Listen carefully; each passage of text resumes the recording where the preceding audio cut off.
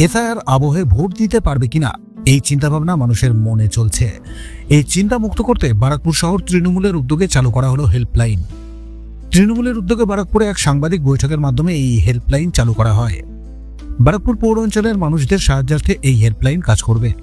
উপস্থিত ছিলেন তৃণমূল সভাপতি ডক্টর সম্রাট তপাদার, টিটাগড় শহর তৃণমূলের সভাপতি প্রীতম শর্মা, সহসভাপতি জয়দীপ দাস, শুভেন্দু চৌধুরী সহ অন্যান্যরা। আমরা আবার আশ্বস্ত করছি বিভিন্ন ক্যাম্পে আমাদের কাউন্সিলর, দলীয় সহকর্মীদের মাধ্যমে যে মমতা বন্দ্যোপাধ্যায় এবং অভিষেক বন্দ্যোপাধ্যায় আপনাদের নিশ্চিন্ত করছে যে কোনো বৈধ ভোটারের নাম আমরা কিছুতেই বাদ দেব না। অনেকটা আশ্বস্ত হচ্ছে, আমরা দেখতে পাচ্ছি ক্যাম্পে অনেক ভিড় বাড়ছে এবং জননেত্রী মমতা বন্দ্যোপাধ্যায়ের উপরে তো মানুষের একটা আস্থা ভরসা আছে, সেই আস্থা ভরসা আমাদের বিধায়কের কথাতেও আছে।